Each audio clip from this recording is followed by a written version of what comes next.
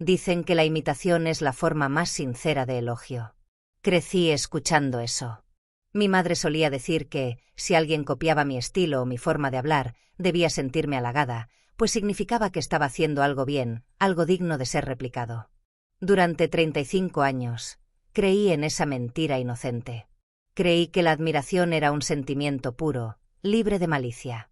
Pero estaba equivocada. Lo que nadie te cuenta es que existe una línea muy delgada, casi invisible, entre la admiración y la obsesión. Y cuando esa línea se cruza, lo que surge no es un admirador. Es un depredador que se viste con tu piel. Aprendí de la peor manera posible que, a veces, cuando alguien quiere ser tú, el primer paso de ese proceso es asegurar que dejes de existir. La mujer a la que llamé mi mejor amiga durante 2 años no solo quería mi corte de pelo o mi éxito profesional. Quería a mi marido, mi casa, mi nombre, y si no hubiera despertado a tiempo, se habría quedado con mi último aliento. Me llamo Julia. Soy directora de arte en una reconocida agencia de publicidad en Sao Paulo. Mi vida, hasta ese momento, parecía un comercial de margarina, de esos que irritan de tan perfectos. Tenía un matrimonio sólido de 10 años con Gustavo, un arquitecto amable y talentoso, una carrera en ascenso que construí con noches en vela y mucho café, y una autoestima que, aunque no era inquebrantable, era segura. Sabía quién era. Me gustaba quién era. Y fue exactamente esa seguridad la que atrajo a Fernanda. Fernanda entró en la agencia como becaria de diseño, aunque ya tenía casi mi edad. Recuerdo su primer día. Era una figura apagada, casi gris. Usaba ropa holgada y sin color, el cabello recogido en un moño mal hecho, y caminaba por los pasillos con los hombros encorvados, pidiendo disculpas hasta las paredes. Nadie notaba a Fernanda. Pero yo sí. Siempre tuve ese complejo de salvadora, esa necesidad casi patológica de acoger a los desadaptados. Vi en ella un potencial desperdiciado, una inseguridad que me recordaba a mí misma al inicio de mi carrera. Decidí adoptarla. Comenzó con almuerzos. La invitaba a sentarse conmigo y con mi equipo. Apenas hablaba, solo asentía a todo lo que yo decía, los ojos fijos en mí con una intensidad que, en ese momento, interpreté como respeto. «Eres increíble, Julia», decía ella, con voz susurrante. «Quisiera tener la mitad de tu confianza. La mitad de tu talento». Sonreía, halagada, y decía: «Tienes talento, Fer. Solo necesitas soltarte. Vamos a trabajar en eso». Y trabajamos. Dios sabe cómo trabajamos. La llevé a mi estilista. Le indiqué mis tiendas favoritas. Le enseñé trucos de maquillaje. Poco a poco, la oruga gris comenzó a salir del capullo. Pero la mariposa que emergió no era una creación original. Era una copia. La primera vez que sonó la alarma, un sonido bajo y distante en el fondo de mi mente, fue unos 6 meses después de que nos volviéramos inseparables. Llegué a la agencia con un vestido nuevo, una pieza de lino verde esmeralda que había comprado en un viaje a Italia. Era una pieza única, con un corte específico. 2 semanas después, Fernanda apareció en la oficina. No llevaba un vestido parecido. Llevaba el mismo vestido. No una imitación barata, sino la misma marca, el mismo tono, el mismo corte. Cuando nuestros colegas comentaron, riendo de la coincidencia, diciendo que éramos las gemelas del marketing, sentí una fría incomodidad en el estómago. Fernanda se rió, me tocó el brazo y dijo: «Ay, Julia, me encantó tanto cuando te lo vi puesto que lo busqué en internet hasta encontrar una tienda de segunda mano online que lo importaba. Espero que no te importe. Es que tienes un gusto tan impecable que no me resistí». Me tragué la incomodidad. «Claro que no me importa», mentí. «Te queda genial». Y así era. Ese era el problema. Fernanda tenía mi mismo tipo físico. Ambas éramos altas, delgadas, con una estructura ósea similar. Con el vestido igual, el cabello que se había teñido del mismo tono miel que el mío la semana anterior y el maquillaje que yo le enseñé a hacer. Mirarla era como mirarme en un espejo distorsionado. Un espejo que me sonreía de vuelta con una satisfacción que no podía descifrar. La invasión comenzó a traspasar las fronteras de la oficina. Fernanda, que al principio era tímida y reservada sobre su vida personal, decía no tener familia en la ciudad y ser muy solitaria, comenzó a ser omnipresente en mi casa. Gustavo, Mi marido la adoraba. Es tan servicial, Julia, decía él. Y te admira tanto. Es bonito ver una amistad así hoy en día. Fernanda sabía cómo manipular su ego también. Traía los vinos que a él le gustaban, elogiaba sus proyectos con términos técnicos que ella investigaba de antemano, y se reía de sus chistes con un entusiasmo que rozaba lo teatral. Hubo una noche, una barbacoa de domingo, que marcó la transición de la copia estética a la invasión de personalidad. Yo estaba en la cocina preparando las ensaladas, y escuché risas en la terraza. Miré por la ventana. Fernanda estaba sentada en mi silla habitual, sosteniendo mi copa de cristal favorita, gesticulando a nuestros amigos. Estaba contando una historia. Me detuve a escuchar. Contaba sobre aquella vez que me perdí en París y tuve que pedir ayuda a un mimo. La sangre se me fue del rostro. Esa no era su historia. Esa era mi historia. Me había pasado a mí, en mi luna de miel, años antes de conocer a Fernanda. Yo se lo había contado en un almuerzo. Y ahora, allí estaba ella, narrando el episodio en primera persona, apropiándose de mi memoria, haciendo reír a mis amigos con mi vivencia. Salí a la terraza, temblando. Fernanda, llamé, interrumpiendo la narración. Esa historia es mía. Eso nos pasó a Gustavo y a mí. El silencio que cayó en la terraza fue ensordecedor. Fernanda no parpadeó. Me miró con una expresión de confusión genuina, o perfectamente actuada. Vaya, Julia, tienes razón. ¡Qué locura!, se rió, llevándose la mano a la frente. Supongo que me lo contaste con tantos detalles que mi mente lo asimiló como si fuera mío. Perdón, chicos, creo que estoy bebiendo demasiado. Pero es que Julia y yo estamos tan conectadas que a veces confundo dónde termino yo y dónde empieza ella. Todos se rieron. Son uña y carne, dijo un amigo. Gustavo me abrazó de lado. Tranquila, amor, fue solo una confusión. Fui la única que no se rió. En ese momento, vi en sus ojos.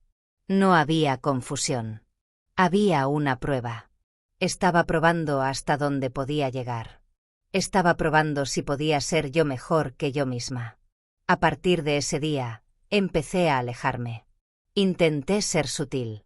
Tardaba en responder a los mensajes, evitaba los almuerzos, inventaba compromisos.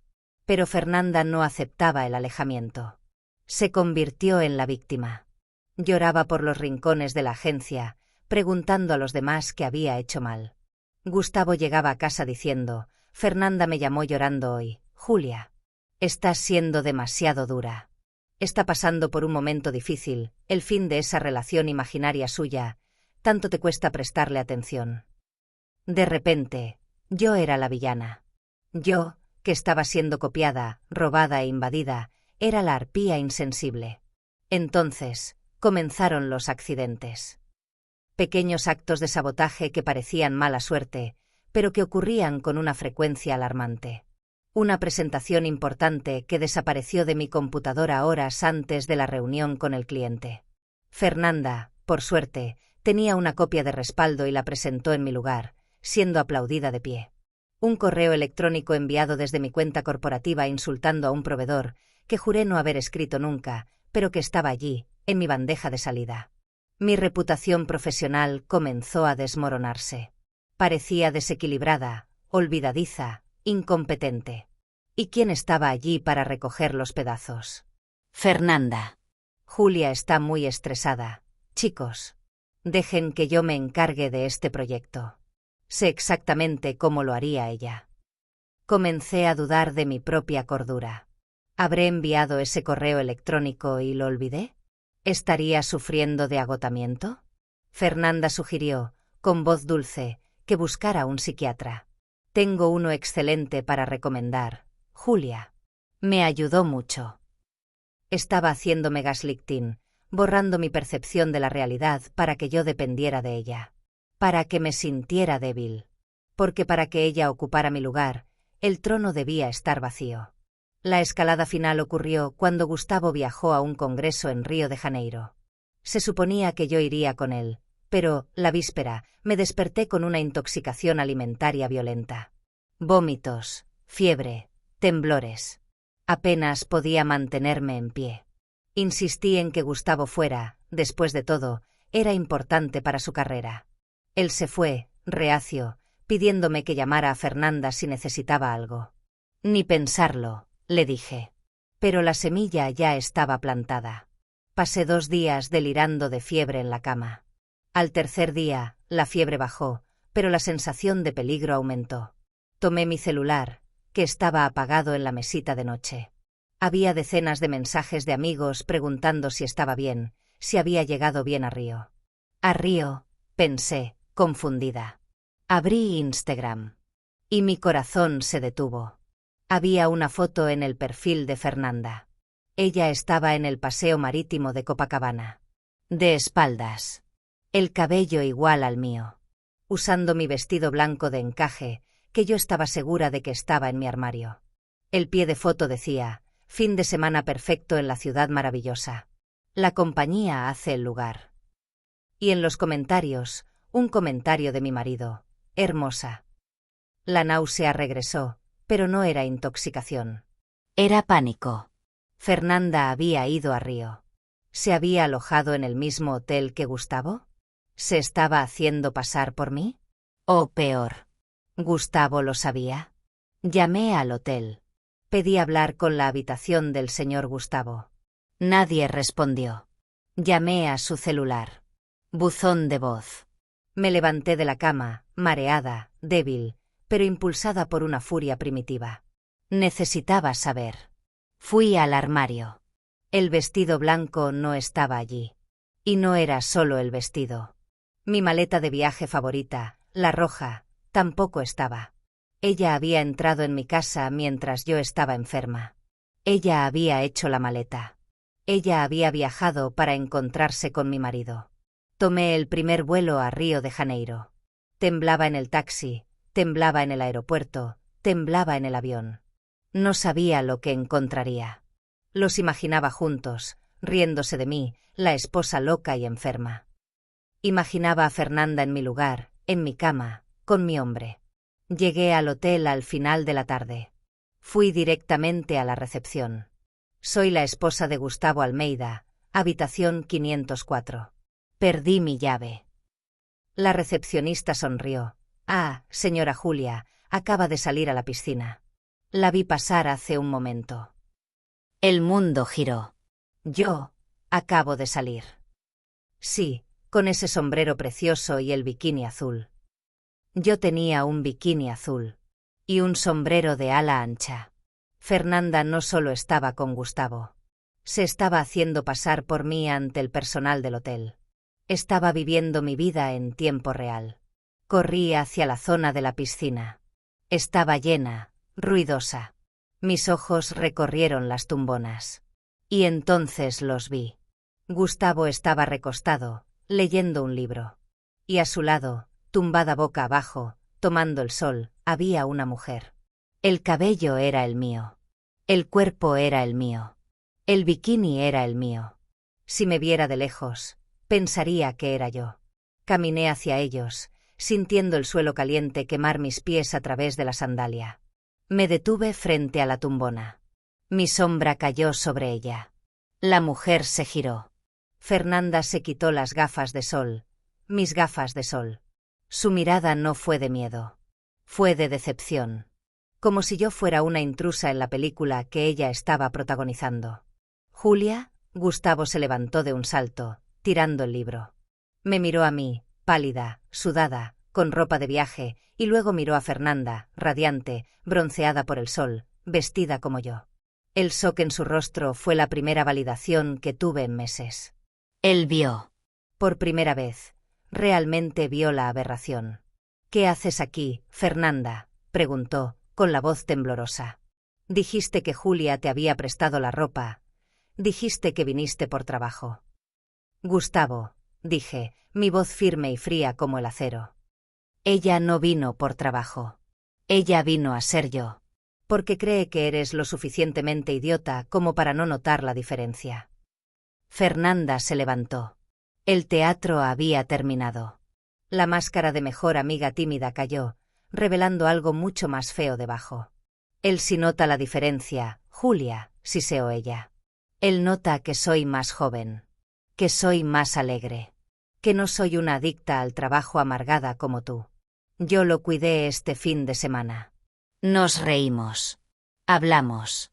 Algo que tú no haces desde hace años.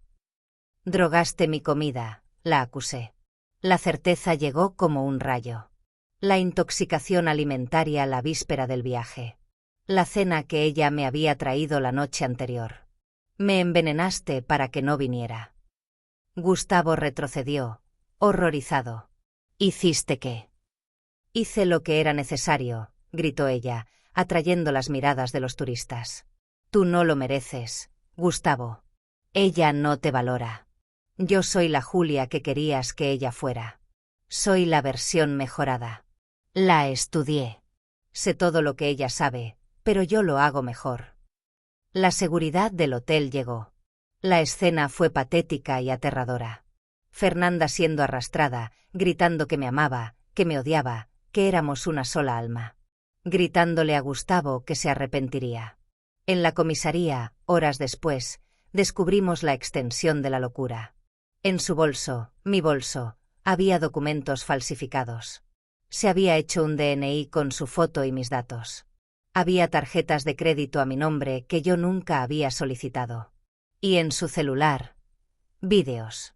Vídeos grabados dentro de mi casa, mientras Gustavo y yo dormíamos. Ella tenía copias de las llaves desde hacía meses. Entraba por la noche. Nos observaba. Se sentaba en la butaca de la habitación, en la oscuridad, viendo nuestra respiración. Gustavo lloró como un niño cuando el comisario le mostró las imágenes. La culpa lo consumió. Él le había abierto la puerta. Había alimentado al monstruo con su ingenuidad. Le gustaba la adulación, le gustaba tener a alguien riéndose de todos sus chistes, validando su trabajo, inflando su ego. Él no traicionó mi cuerpo, pero traicionó mi seguridad al permitir que una extraña tuviera acceso irrestricto a nuestro santuario. La investigación reveló que la intoxicación alimentaria que me impidió viajar no fue causada por un yogur caducado, como yo pensaba. Los peritos encontraron rastros de veneno para ratas en el resto de la cena que ella me había preparado la noche anterior. La dosis fue calculada. No para matarme al instante, sino para incapacitarme. Su plan era macabro y meticuloso. Ella viajaría con Gustavo, consolidaría la fantasía de ser la esposa perfecta en aquel fin de semana idílico, y al regresar, bueno, la policía encontró en su historial de búsquedas términos como venenos indetectables en autopsias y cómo inducir un paro cardíaco. Escapé de la muerte por un pelo. Si no hubiera tomado ese avión, si me hubiera quedado en casa sola y enferma, tal vez ella regresaría para terminar el trabajo. Fernanda no fue arrestada solo por falsificación de identidad y intento de homicidio. Fue internada en un hospital psiquiátrico judicial. El diagnóstico fue un shock, pero lo explicó todo, sufría un grave trastorno delirante. En su mente, yo era la impostora. Creía firmemente que mi vida le pertenecía por derecho divino, y que yo le había robado su lugar al lado de Gustavo y en la agencia. Para ella, eliminarme no era un crimen, era justicia. Los meses siguientes fueron de una reconstrucción dolorosa. Gustavo y yo no nos separamos, pero el matrimonio que teníamos antes murió en esa piscina de hotel. Tuvimos que construir uno nuevo, ladrillo a ladrillo, en medio de sesiones interminables de terapia de pareja. Él tuvo que lidiar con la abrumadora culpa de haber sido el portero de nuestra desgracia. Yo tuve que lidiar con el trauma de que mi identidad fuera violada. Nos mudamos de casa. Ya no podía pisar ese apartamento donde ella tenía las llaves, donde nos filmaba durmiendo. Donamos todos los muebles. Quemé toda la ropa que ella tocó. Me corté el cabello muy corto y me lo teñí de castaño oscuro, no porque quisiera cambiar, sino porque necesitaba mirarme en el espejo y no ver ni un rastro de aquella gemela maligna que ella intentó crear. Hoy, soy una persona más reservada. Mis amigos dicen que perdí un poco de mi brillo, de esa voluntad de acoger a todo el mundo. Quizás tengan razón. La inocencia, una vez perdida, no se recupera. Todavía ayudo a personas, todavía soy mentora en mi área, pero mantengo una barrera de acero entre mi vida profesional y mi vida personal. Nadie entra en mi casa si no tiene años de historia conmigo. Nadie recibe la llave de mi intimidad en bandeja. Aprendí que la admiración es peligrosa cuando no va acompañada de identidad propia. Si alguien intenta seguir tu ritmo, vestir tu ropa y hablar con tu voz, no te sientas halagada. Siente miedo. Porque quien no sabe quién es, fatalmente intentará ser alguien, y si ese alguien eres tú, el precio a pagar puede ser tu propio lugar en el mundo. Protejan su esencia. Protejan sus casas. Y, sobre todo, nunca ignoren ese escalofrío en la nuca cuando alguien le sonríe pareciendo un reflejo en el espejo. A veces, el espejo se rompe. Y los pedazos cortan hondo.